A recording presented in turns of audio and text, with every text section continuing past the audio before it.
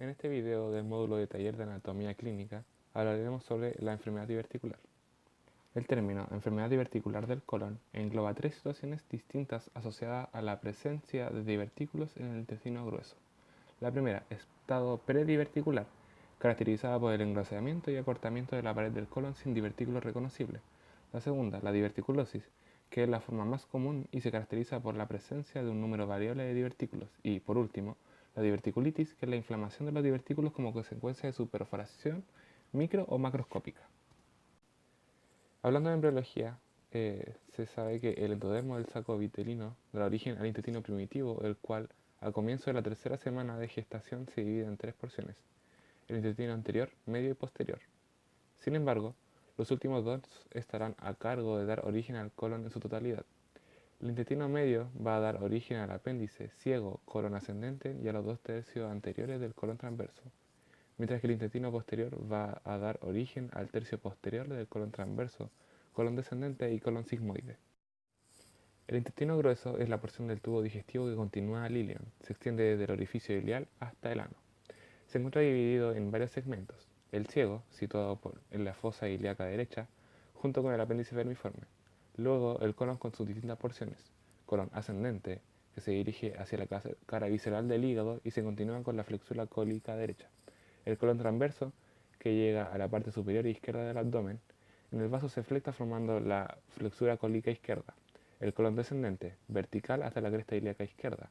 El colon sigmoideo, segmento terminal del colon, situado por encima de la línea arqueada de la pelvis. El recto, que se extiende desde el colon sigmoideo a unos 13 a 15 centímetros del ano hasta la flexura perineal.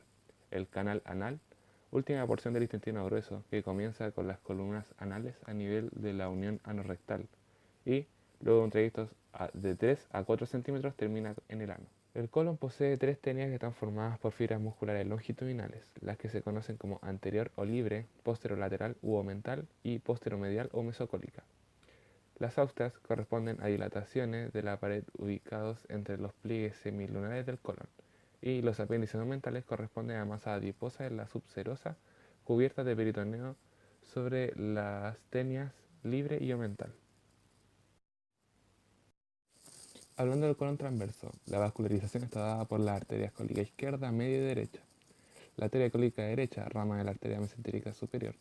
A su vez, realiza anastomosis con las arterias iliocólica y cólica media, las cuales forman parte del arco marginal. La arteria cólica izquierda se origina de la arteria mesentérica inferior. Existe una vena por arteria. El retorno venoso está dado por las venas derecha e izquierda. Las venas derechas utilizan el tronco gastrocólico como intermediario para comunicarse con la vena mesentérica superior, mientras que las venas izquierdas son tributarias de la vena mesentérica inferior. Los vasos linfáticos drenan en los nodos de la arteria cólica media para luego dirigirse a los nodos mesentéricos superiores. Las fibras simpáticas provienen del plexo mesentérico superior, mientras que las fibras parasimpáticas provienen del nervio vago en el tercio proximal del colon y de los nervios esplénicos de S1 y S3 para los 2/3 distales. Siguiendo con el colon descendente, su vascularización está a cargo de las ramas de la arteria mesentérica inferior.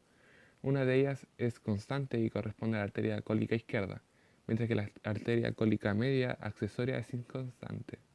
El retorno venoso lo llevan a cabo las venas cólica media y cólica accesoria, que abocan en la vena mesentérica inferior. Los vasos linfáticos drenan en los nodos de la arteria cólica izquierda y posteriormente en los nodos de la arteria mesentérica inferior.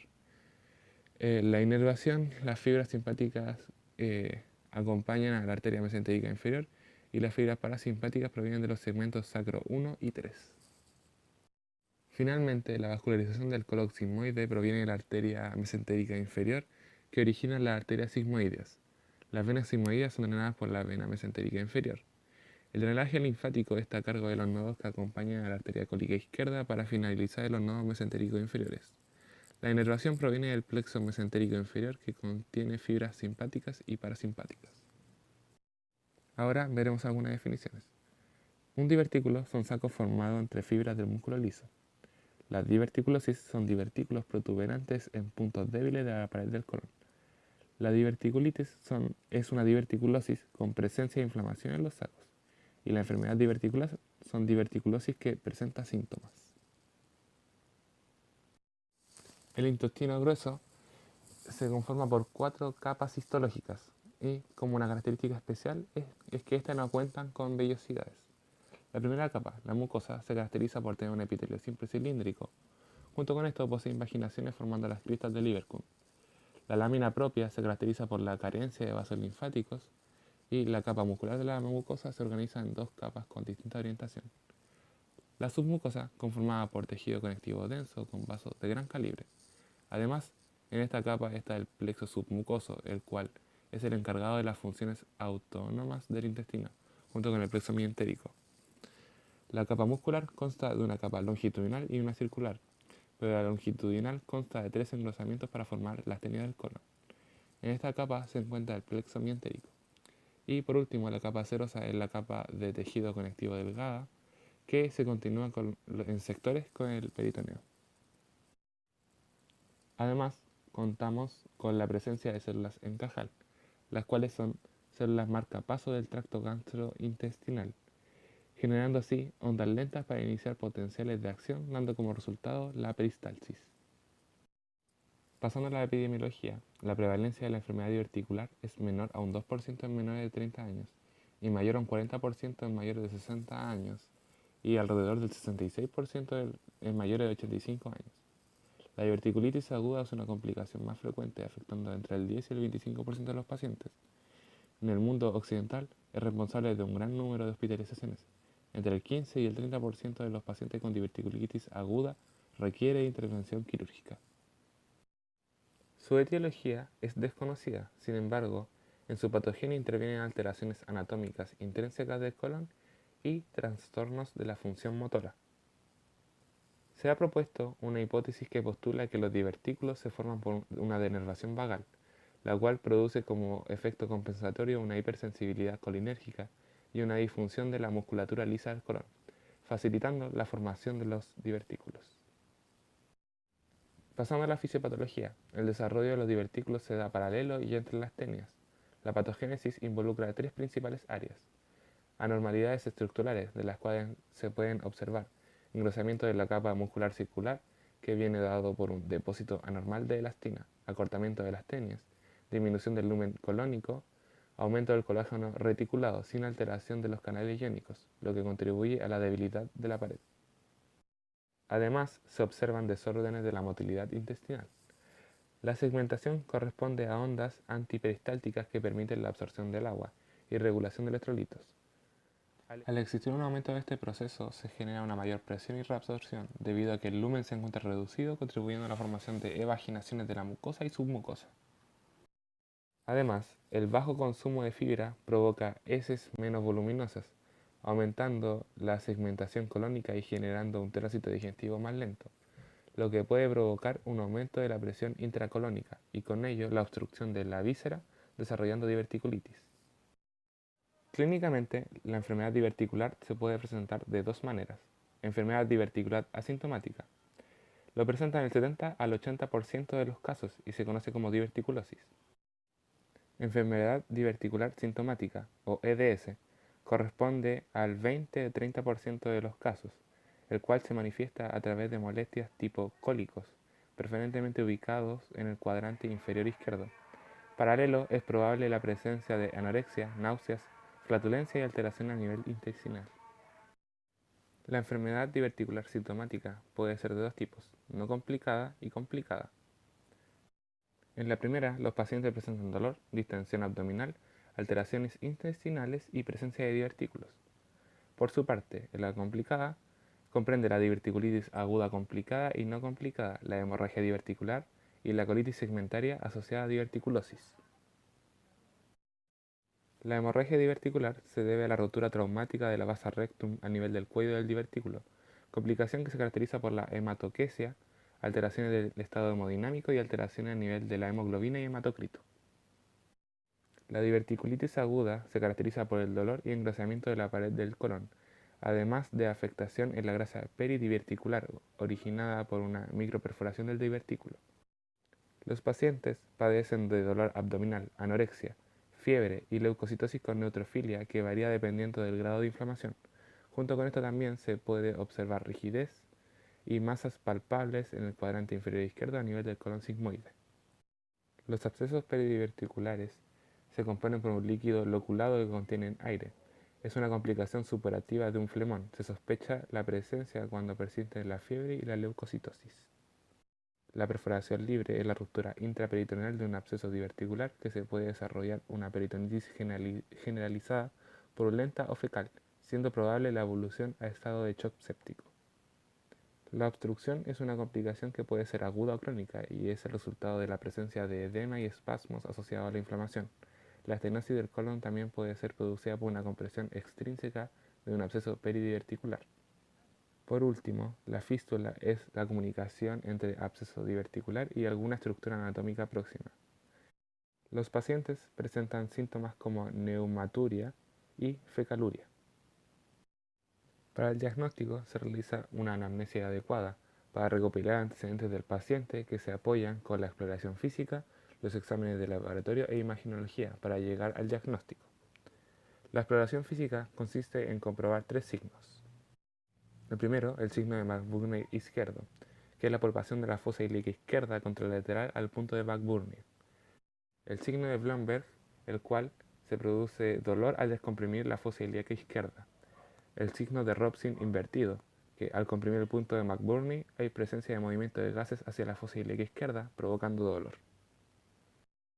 En los estudios imagenológicos, la tomografía computarizada es el método con mayor sensibilidad y especificidad. Se pueden observar divertículos que se proyectan fuera de la pared del colon como estructuras llenas de materia fecal, aire, ovario. La diverticulitis a través de la inflamación de la grasa pericólica, identificada por inflamación del tejido blando pericólico. Engrosamiento de la pared del colon. Absceso pericolónico, el cual tiene líquido circunscrito con la presencia de burbujas de gas y materia fecal próxima al divertículo perforado. La peritonitis, con o sin acumulación de líquido en la cavidad, y fístulas entre la pared del colon y una estructura próxima a él.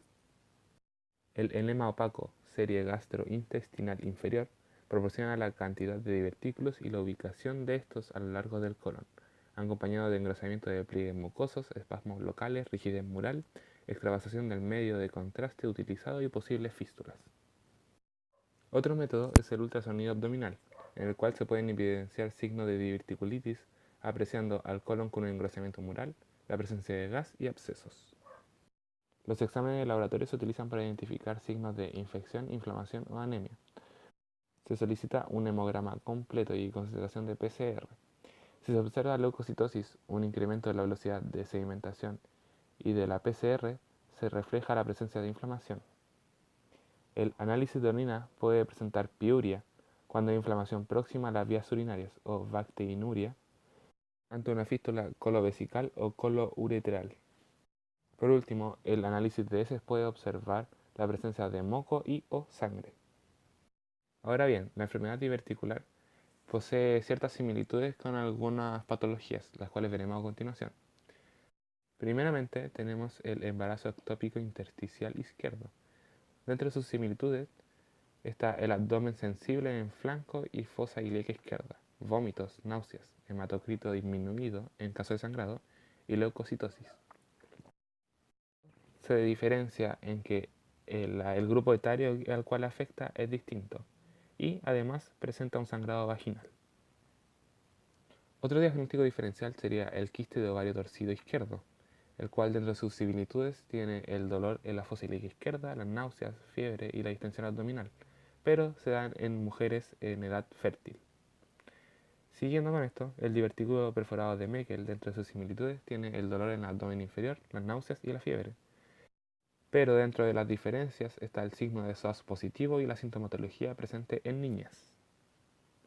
Otra patología similar es el síndrome del intestino irritable, el cual dentro de sus similitudes está el dolor y la distensión abdominal, junto con alteraciones en la motilidad intestinal, pero en sus diferencias está la hipersensibilidad intestinal acentuada, el dolor difuso y la periodicidad, ya que este se da cada pocos días. Además, la mayor frecuencia de esta enfermedad está entre los 20 y 30 años. Por último, hay que hacer un diagnóstico diferencial con el carcinoma de colon, el cual dentro de sus similitudes está el dolor abdominal y la obstrucción intestinal. pero dentro de sus diferencias está el tamaño del sector afectado, la presencia de masa intraluminal y compromiso de los nodos linfáticos pericolónicos.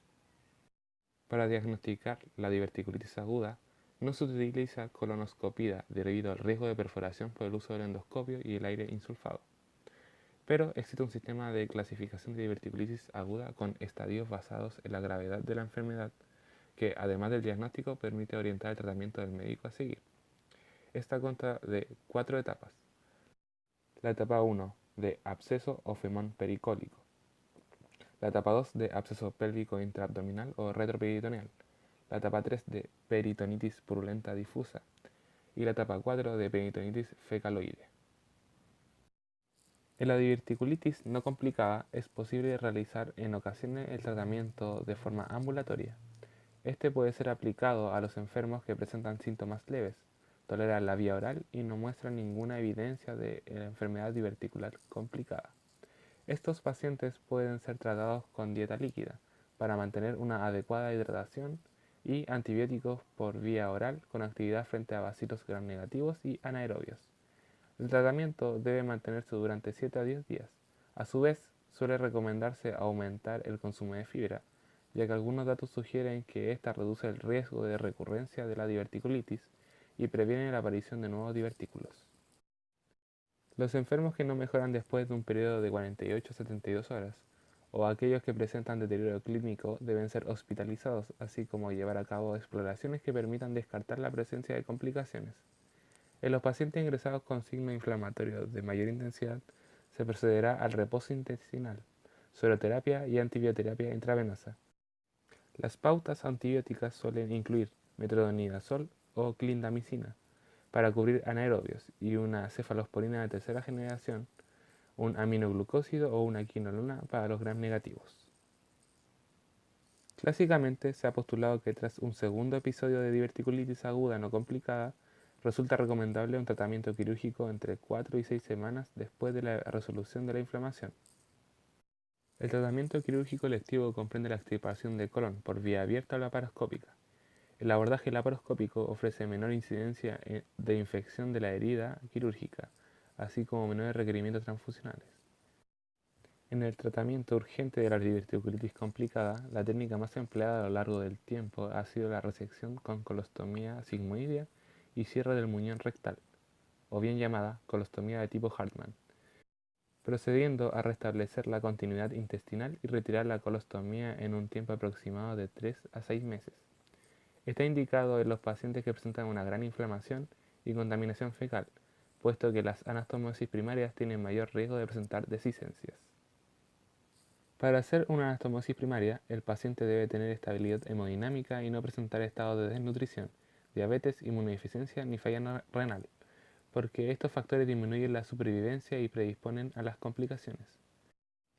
Puede practicarse una hemicolectomía por laparoscopía, lo que disminuye la estancia hospitalaria y las complicaciones pulmonares, como la atelectasia, siempre y cuando el paciente se encuentre en estadio 1 o 2, debido a que múltiples estudios han demostrado la recurrencia de la enfermedad diverticular. Se ha recomendado la hemicolectomía profiláctica para prevenir episodios recurrentes y a la vez disminuir el riesgo de colostomía, complicaciones derivadas y la muerte.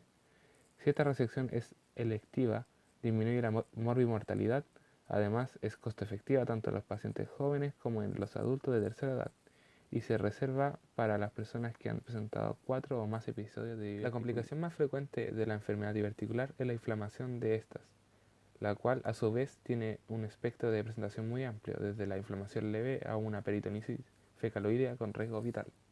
También puede presentar hemorragia de magnitud variable, también desde casos leves hasta otros de mayor magnitud capaces de provocar anemia aguda y shock.